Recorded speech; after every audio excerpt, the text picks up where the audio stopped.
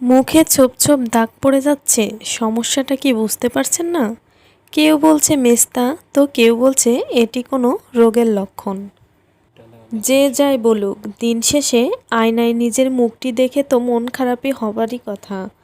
নিখুঁত ত্বকের জন্য আমরা মেয়েরা কত কিছুই না করি, তারপরও যখন মুখে এই মেস্তার দাগ পড়ে যায় তখন এত সব কষ্ট মনে হয় সবই বৃথা হয়ে গেল।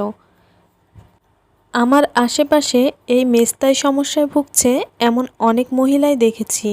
সবারই একটি অভিযোগ, অনেক কিছু করেছি কিন্তু কিছুই হয়নি।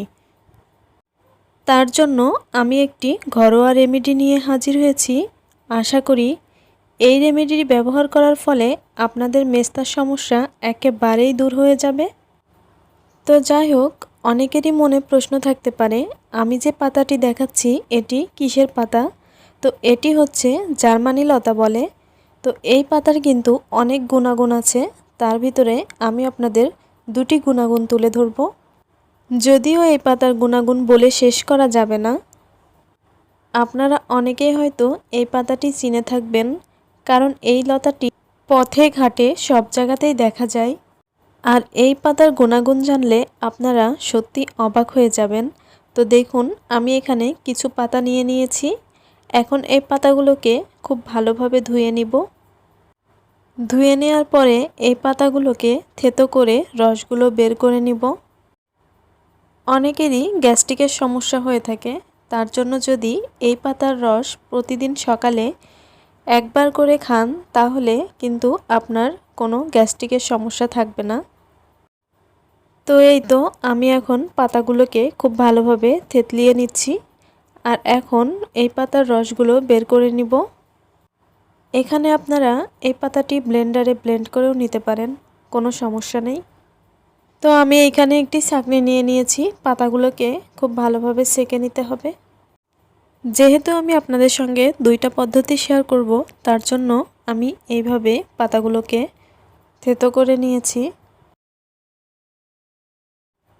এই যে আমি এখন রসগুলো আলাদা করে নিয়েছি, আর যে অবশিষ্ট অংশগুলো রয়েছে এগুলো দিয়ে আমি এমন একটি টিপস আপনাদের বলবো যা শুনলে আপনারা অবাক হয়ে যাবেন। এই পাতা থেতো করে যদি আপনারা কোনো কাটা বা ক্ষতস্থানে লাগান তাহলে সাথে সাথেই কিন্তু রক্ত পড়া বন্ধ হয়ে যাবে। অবশ্যই আপনারা ট্রাই করে দেখবেন। এবার আমি যে রসগুলো আলাদা করে রেখে দিয়েছিলাম এগুলো দিয়ে মেস্তা দূর করার একটি প্যাক তৈরি করে নিব।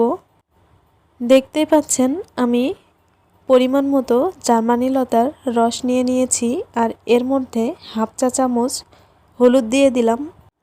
আপনারা চেষ্টা করবেন কাঁচা হলুদটা ব্যবহার করার। আমার কাছে রান্নার গুঁড়ো হলুদ ছিল, তো আমি সেটাই ব্যবহার করলাম। বেস্ট রেজাল্ট পেতে হলে অবশ্যই কাঁচা হলুদটা ব্যবহার করবেন। এখন আমি দিয়ে দিচ্ছি 1 চা চামচ গ্লিসারিন। এইখানে আপনারা গ্লিসারিনের পরিবর্তে মধুটাও অ্যাড করতে পারেন। এখন খুব ভালোভাবে মিশিয়ে নিব। আর আরও একটি উপাদান দেয়া বাকি আছে, তো আমি সেটি দিয়ে নিচ্ছি। তো এই তো আমি এখানে 1.5 চা চামচ চালের গুঁড়ো ব্যবহার করব। যদি কেউ চালের গুঁড়া ব্যবহার করতে না চান অথবা হাতের কাছে না থাকে, সেই ক্ষেত্রে এখানে বেসনটাও ব্যবহার করতে পারেন। এখন সবগুলো উপাদান খুব ভালোভাবে মিশিয়ে নিতে হবে। অনেকে মেস্তা দূর করার জন্য নামি দামি ক্রিম ব্যবহার করে থাকেন, সেক্ষেত্রে দেখা যায় উল্টা আরও আপনার ত্বকের ক্ষতি হয়ে যায়। কিন্তু আপনি ঘরোয়া কিছু পরিচর্যার মাধ্যমেই আপনার মেস্তার দাগ ধীরে ধীরে কমিয়ে আনতে পারেন। আর এই রেমেডিটি অনেক দিনের পুরনো মেস্তা বা এর কালো দাগ দূর করবে এবং আপনার ত্বককে আরও উজ্জ্বল করতে সাহায্য করবে। ত্বক ফ্যাকাশে হয়ে যাওয়া থেকে কমাবে, মেস্তা দূর করবে একদম স্থায়ীভাবে। রেমেডিটি কিন্তু এখন একদম রেডি। এখন আমি আমার হাতে লাগিয়ে দেখাচ্ছি কিভাবে ব্যবহার করবেন আপনারা। এই রেমেডিটি সব ধরনের ত্বক এবং ছেলে মেয়ে উভয়ের জন্যই উপযোগী।